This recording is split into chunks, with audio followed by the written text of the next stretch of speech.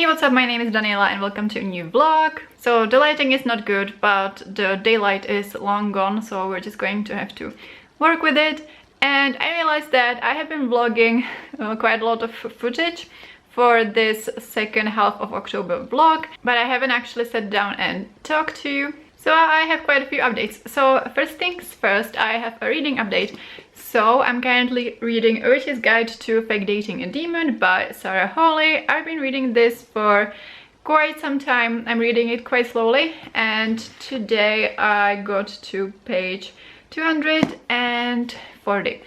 And this is an adult witchy romance. It is set in a town where part of the population is witches or pixies and other creatures. There are like warlocks and werewolves, I think. And we follow our main character, who is a witch, and she is very skilled when it comes to a certain kind of magic, and that is plant magic. So she's really good with plants. She loves her garden and the forest, but unfortunately she's not that good with other kinds of magic. And well, it's only unfortunate for her family because her family is incredibly toxic, and basically they keep belittling her for not being that skilled in those other areas of magic. Especially her mom is just really horrible. And so our main character, called Marielle, is attempting to do a spell, and she accidentally summons a demon, and that is a problem because this demon appears in her kitchen, and he is a bargaining demon, which means that he is obliged to reach an agreement with her for him to take her soul, and you know, she gets something of the deal, and he has to do it. Like, he can't leave until it's done. So now they are like magically connected to each other. So I guess you have the forced proximity trope. And then like her mom visits and they start to pretend that they are fake dating. So we get both Marielle's perspective and demon's perspective. His name is Odro the Ruthless, but we find out that he might not be as ruthless as it seems. And yeah, he's learning about like the human world and what it's like to be a human. And he's like, all this sleeping and eating, like how do you get anything done? Because like demons only need to sleep and eat like once a week or once every 2 weeks, which is much more handy. So yeah, I am enjoying it, although yeah, it is slow and also it is really long. So for a romance it has like 400 pages, which is quite long. And like yeah, both of the characters have a lot of stuff to like go through, and also like their relationship isn't easy or won't be easy, so that kind of justifies it, but I'm not sure it actually does. So yeah, I just haven't been able to like sit down and read a huge part of it. Like, I always read a couple of chapters and then I put it down. But yeah, I'm making some progress and I'm enjoying it. I'm not sorry I picked it up, but I would like to get this done until October is over. Okay, so then I have hauled some things. So I have hauled some books, and I have also hauled some shoes, and also I have an IKEA haul because yeah, I went on an IKEA adventure. So for the books, I've been selling some books in this secondhand online bookstore, and then I got credit back, and so I used that credit, or I mean I used a very small part of that credit. The rest I will just use on other things or save. But I got Warcross by Mary Lou. So this is a young adult sci-fi, I guess, that was really popular around the time when I started watching BookTube, so like in 2017. And I've been always kind of intrigued about it, but I guess my library doesn't have it and I didn't feel like paying the full price for it. So this was the perfect opportunity. I think it was like $4. And this is about a young girl, and she's somehow like involved in some game, and I guess it's like a virtual game where you can like actually enter the game. I don't know much about the plot, but yeah, I really like the cover, and yeah, I'm curious to finally see what this is about. And then I got Death Note Volume 1 story by Tsugumi Ohba and art by Takeshi Obata. So this is another book that has been on my TBR for the longest time, and I've always been intrigued about it, but again, similar story, not at the library, and I didn't feel like paying the full price for it. And this wasn't that cheap, like this was like maybe $9, but yeah, you don't really get dirt cheap books here in the Czech Republic. So this is about a boy who finds a book that was like created by gods, and basically if you write down a name in that book, that person dies. So yeah, I've been really intrigued about this story, as I said, for years. So I'm really excited to finally check it out, and I only got the first volume, so if I like it, then I might get more of the volumes. I have to say that I think I have read maybe like one manga in my life, and that was like the Fullmetal Alchemist volume 1. So I'm really not used to like reading it backwards and everything, but yeah, super excited to dive into this one. And I feel it kind of fits like the scary stabby season. So those were the books. Now let's do the IKEA haul. So the most useful thing I needed was like a hook to put like above the door in the entryway, so that I can hang my jackets and coats, because like there are no hooks, and I tried the sticky ones but they were too weak, and yeah, I was just really frustrated about like not having any space to hang things. So that's working great. I also got like another set of these hangers. I already have like 5 of these sets, but it still wasn't enough to, you know, to fully coordinate all of them. So I got another set. Then I got a pancake pan and a flipper, or whatever you call this. So a few days ago I tried to make pancakes, and all I managed was to make a huge mess. So it's not like it's impossible to make gluten-free pancakes like a lot of people in the Facebook groups are managing, but for one thing, I was never good at it, and for a second, I guess the recipe wasn't the best, but I just failed miserably. Like not one pancake came out of it, and I cried.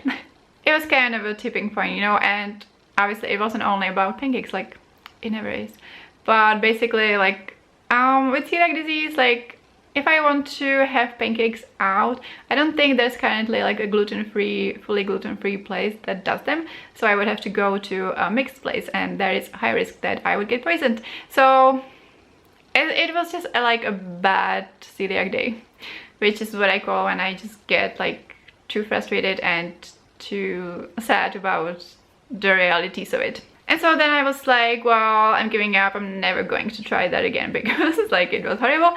But then I was like in IKEA, and I saw the panda, and I was like, okay, I'm not going to be this easily defeated, like let's get this specialized kitchenware, although I don't think it was the pan fault, but you know, let's make it as easy as possible for me. So I got the things, I will try another recipe, and yeah, I will report on that when it happens. And then I got a pillowcase, and I also got a picture frame. So I was talking about how like I don't have many decor, I don't have any art prints, and I would like to have some. I'm not sure about the styles or anything, but yeah, just the first step to hang up some pictures. And now for the shoes. So I ordered 3 pairs of shoes online, so I ordered them home to try them on. And so first I bought these Chelsea boots, and I really like them, but I will be returning them because they are too narrow in the toe area and then like too loose in the heel area, so that's the worst combo. Then I got these ones. So these ones are a bit better when it comes to being comfortable, but I'm still not sure about them. For a shoe that looks like this, I would like to be really comfortable, you know? And lastly, I have these ones. So these are kind of like sneaker style. And yeah, I'm most likely to keep these ones. Although, yeah, I would just like my shoes to be like much more comfortable than all of these, but I think these are probably doable. In other news, I had this week off, which is amazing. Oh yeah, it is Friday the 27th, by the way. It's like 7:30, and yeah, I cooked dinner, about to have dinner. I made bolognese ragu with Beyond Meat and fusilli. But anyway, I had this week off, and my main project was like autumn reset project. So I was doing a lot of cleaning and decluttering. So I decluttered and reorganized my wardrobe, basically changed it to the colder month. And then I also deep cleaned the bathroom, and I also deep cleaned the living room. So I was just like vacuuming and behind all of the furniture, so I was moving furniture around, and yeah, just doing a lot of like laundry and like washing the blankets and like the winter stuff. So it was a lot. Then I also went to IKEA, which takes half a day, but I also managed some fun stuff. So I went to a couple of cafes. I had a pumpkin spice latte in an indie cafe, and it was really good. It wasn't like over sweet, so I was happy with that. I also started an online course that I bought months ago and that I've been putting off, and it is an online course by a dietitian about celiac disease. So yeah, I'm learning a lot of useful info from that. And also I did a live stream today, which was another one of my main goals for this week, because again, it's something I have been putting off for the longest time, because yeah, I've been really nervous about it, and for like various reasons. But yeah, I just really had to like put it on the goal list to get over the hurdle, like doing it for the first time. And it didn't go perfectly, like there were some technical difficulties, but otherwise I had fun. And if you came, thank you so much for coming. And yeah, I would like to be doing sprints pretty regularly. Haven't figured out like a specific schedule, but yeah, I'm really glad I did it for the first time, and now hopefully it will just be only easier. So yeah, that's it for the update. Tomorrow early morning I'm going to my parents' house, and I will be there the whole weekend. And yeah, I'm going with my brother, and we kind of help them out with their household, which means that at least I won't be able to do anything in my home.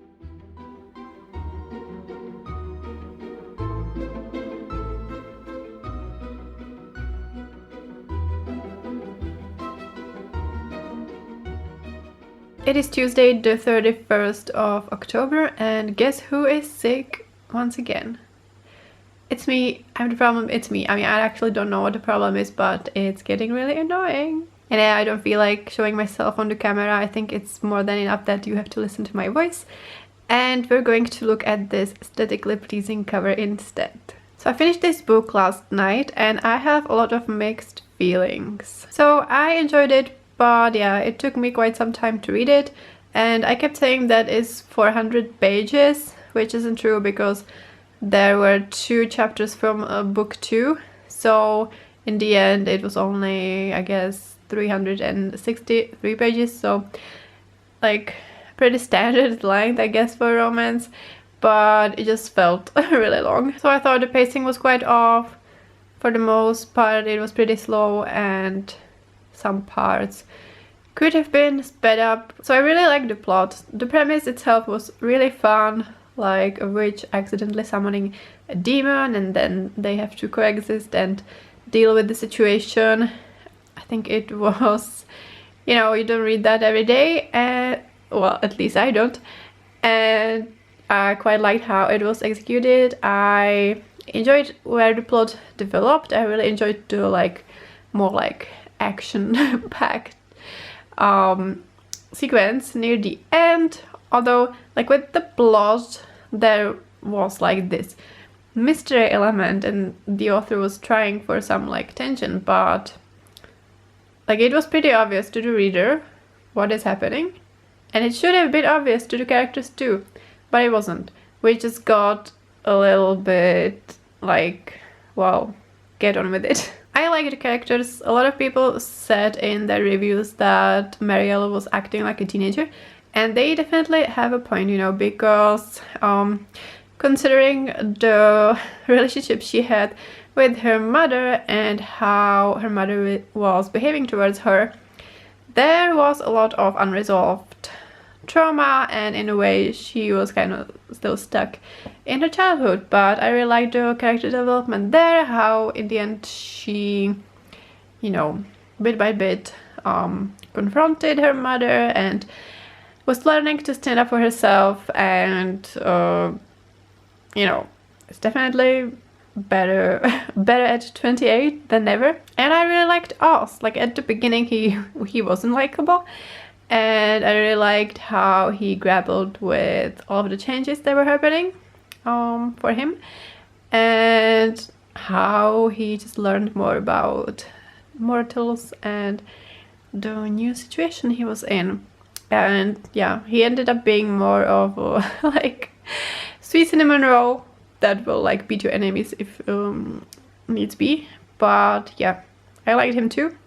And yeah, I really liked the chemistry. There were quite a few steamy scenes, and I really liked the steamy scenes. I think they were pretty well written. I also liked the side characters, although I did feel that some of them were quite one-dimensional and maybe they could have been developed a bit more.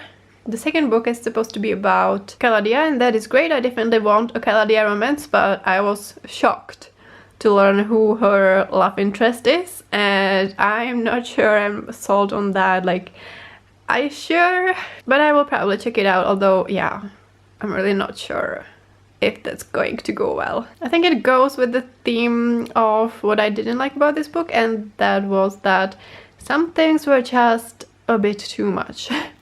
Like at the beginning I was like, really? Like there are some like kind of disgusting scenes or just like really over the top, and then the way the mother was behaving and was just like incredibly toxic. It was just a bit too much. So yeah, this book had some flaws and I didn't fly through it, but in the end I did enjoy it, so I think I'm going to give it 4 stars. And I guess that's it. I don't have any Halloween plans, obviously. And it's just quite bananas to think that at the beginning of October, like it was hot outside and I was drinking iced coffee, and at the beginning of October I was still healthy, and then I spent like most of October being sick. So I just really hope that November will be better. But yeah, that will be all for this vlog. Thank you for hanging out with me. If you want to comment but don't know what to comment, just comment a pumpkin emoji. Like this video if you enjoyed it, and subscribe to my channel if you want to see more. Thank you so much for watching, and I will see you next time. Bye!